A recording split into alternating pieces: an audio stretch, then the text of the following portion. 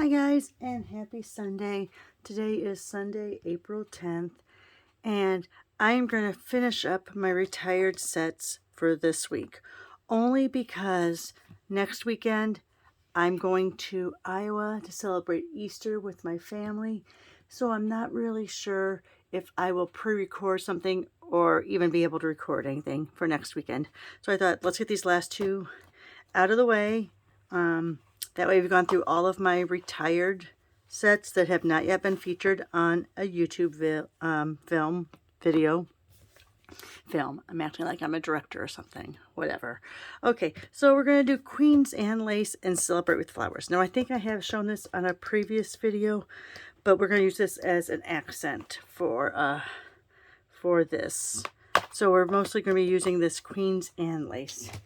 Let me show you the finished project. It's very simple. I'm going to be showing you how to do this wreath technique, or this, I think they call it a wreath technique or encircle technique. I don't know. Anyway, so we're going to show you that. That's using the Hello Friend from the Queen's Anne Lace. I've done this technique before for Christmas cards where I've had the object be a stocking, but we're going to be using words today. So I'm going to show you how to create that. You can create that. It's a template. Let me show you. This is the template you use. And how you create one is, let me bring over the mama.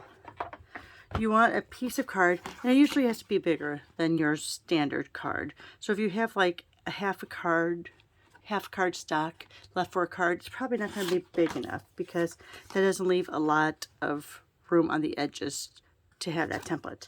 So I usually find a scrap. I don't know. I think this is mint macaron. Maybe yeah, it's not soft seafoam. That might be mint macaron.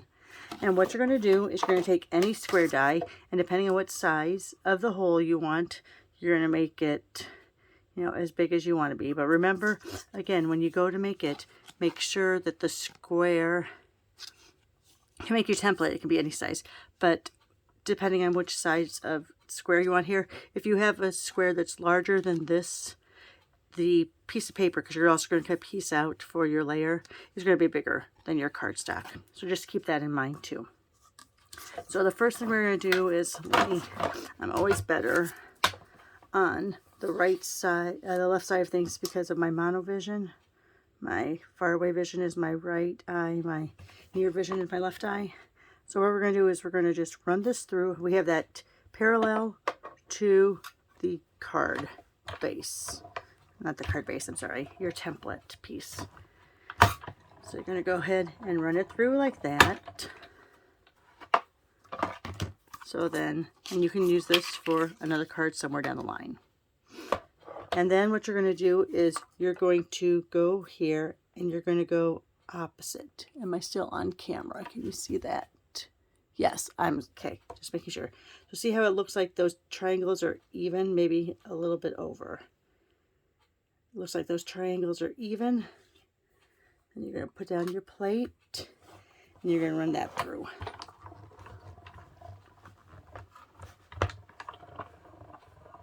Now, if you make 5x7 cards, you can go much bigger with your square. This die is actually from my new, what is it called? Stylish Shape dies, which is coming out. And this looks like it's a 3-inch square. So if you're making 5x7 cards, you can go a little bit bigger, just so you know. But so here you have that. Now there's your template, okay? And these are wonderful little triangles you can use as an accent somewhere.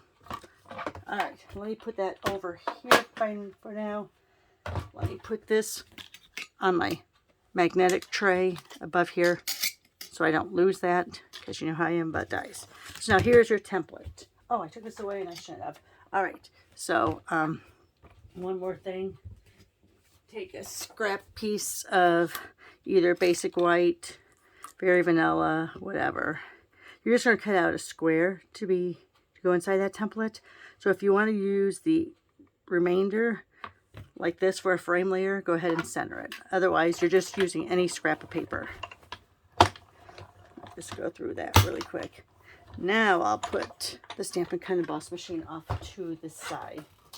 because here is my white piece.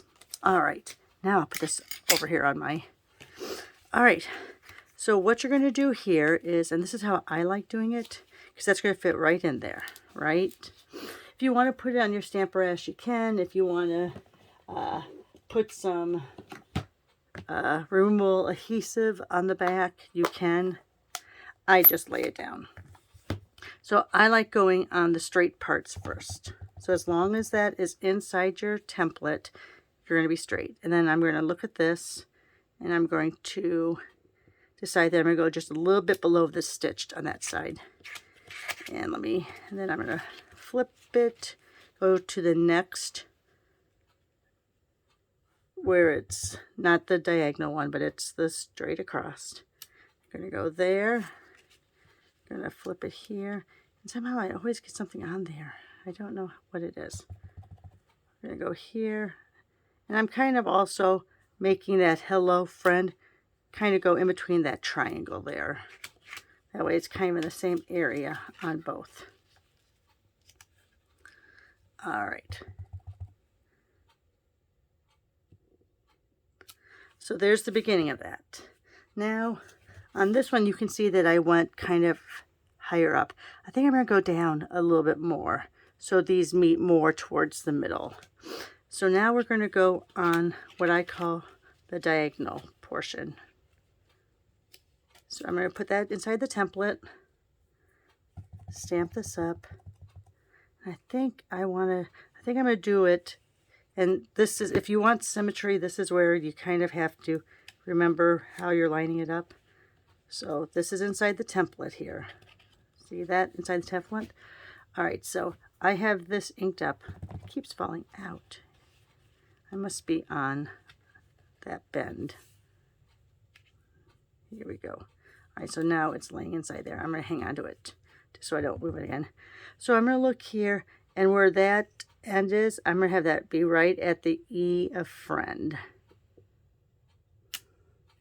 See, that's going to go over the E of the friend. Now we're going to put the template back in there.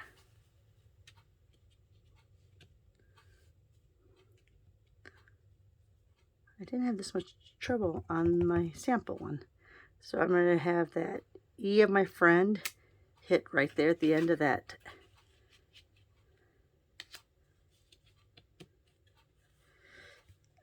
Okay.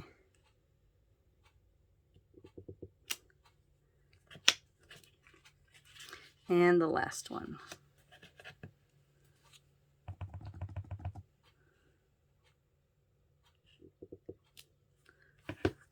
There we go. Let me close that for now. So now you have your hello friend. All right. And I am off a little bit on that one. You can kind of tell because see how it's not forming a perfect box. It's all right. Never claim to be perfect. Never will. All right. So then we have that. Now let's go ahead and we're going to go ahead and find another piece of basic white. Let me come over here to my scraps. Hopefully I have a longer piece of basic white, and if not, I'll cut it down. Let me see. Ah, there's a good one. That looks good. All right, let's put that back over there. Do I have a piercing mat out? I did earlier. Here it is. Let's put that on there. I make this very monochromatic. Stamp up that from Queens and Lace. And I'm going to go full strength with it. Push it down. Okay. Oh, Bumblebee. Bumblebee, Bumblebee, Bumblebee. All right. Now I'm going to take the inside flower. And I'm going to make that very faint. Because I think it looks really nice the way it is now. But let's go ahead and put a little extra color in there. So I'm going to take it off once. Last time I took it off twice, but I think I'm going to take it off once. And right here, this hook is what I'm looking at on my photopolymer for that flower. Might be a little off. I think I moved it at the last minute. Yeah, a little off. But you know what? This is artistic. It's an artistic stamp. It's not going to fit exactly 100%. It's not a two-step stamp. Or do they say it's a two-step stamp? I don't think they do they? I don't know. Do they? Oh, it does. It's a two-step. So it probably did match up perfectly. All right, I'm taking the artistic approach to it. All right, there you go. That's my story, and I'm sticking to it. All right, so let me go back over to my scraps of the colors that are retiring. And it doesn't look like I have. Oh, I do. There's one of those Marvelous Magenta. No, that looks more like, that's not Marvelous Magenta. I had the wrong scrap in there. Okay, well, anyway, we're going to use Pale Papaya anyway for the next part. So I'm going to go ahead and I'm going to lay that down with some adhesive.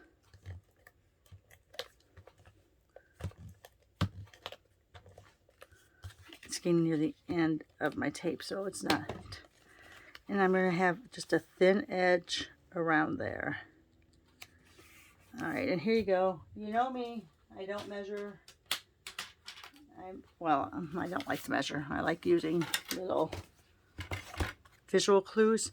So to get that small edge, I make sure that this edge here is lined up with the inside of this cutter channel. Oh, I'm going to sneeze. Hang on, people. Oh, excuse me. Sorry about that. Another bad sinus day in Chicago. So I have that lined right to the inside of the channel there. So then when I cut it, it's just barely a border. All right. And then,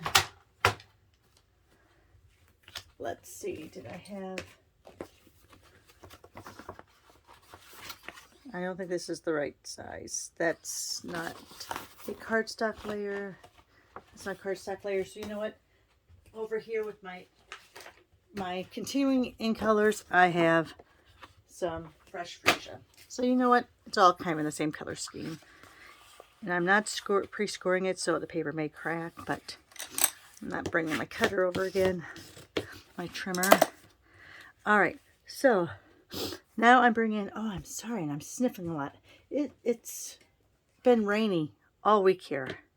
And we got warm yesterday, so I don't know if all the pollen and dust and stuff is coming up, but I'm really sniffly today. So celebrate with his flowers. I'm going to go ahead and do that, and I'm going to do this for the inside greeting. So I'm kind of merging the two stamps. I'm going to use Versamark, and since I'm going to be going straight up and down, I want to do like a little border going across this way, going down this one side. And then I'm just going to go ahead and do kind of around the edges.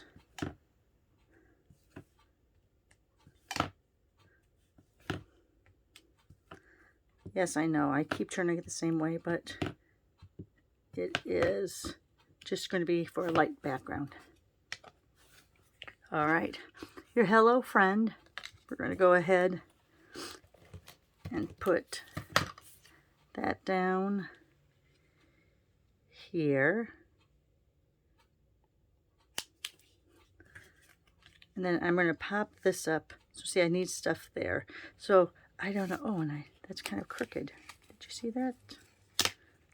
All right, let me make that even with the edge of the cardstock. There we go. Looks a little better. So now see, I have a little bit of empty space there. I could put jewels there, but I'm just going to go ahead and put, I know it's matchy-matchy to what's there, but I'll live with it. Then I'm going to go ahead and I'm going to pop this up with regular dimensionals. So this is kind of a mixture of the two different years of in colors. We have some of these that are retiring in a few weeks, but then we're using the fresh freesia that's going to continue on for another year. Go ahead and kind of hover until you get to where you want that to be. That's it, popped up on dimensionals. May your day be filled with sunshine. Let me grab another block. Ooh, I haven't used this one either. Look, it's not trimmed down there. Let me really quick grab out my old Stampin' Up scissors that we used when we used to have to trim all of our stamps. No, you don't have to trim your stamps. I do, because I like catching the edge. So I just made that so it's a little closer down to there. And let's go ahead and we'll use Memento for the inside here.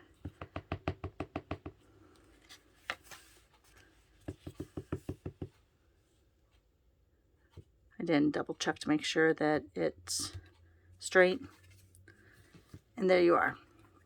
Let me get that out of the way there. There you are. Oh, sorry for the sniffling. And I know I'm so close to my phone that when I do that, you hear it even more. So I apologize for that. But there you go. Quick and easy card using that wreath technique. And quick, like I said, a quick little card to get out there using those two up-and-coming retiring sets. Celebrate with Flowers, which I will miss, and Queen's Anne's Lace, which I've had for a while, just haven't really used it that much, but it's a very pretty set. All right, guys, thanks a lot. Have a great Sunday. Hope you had a good weekend, and stay safe. Take care.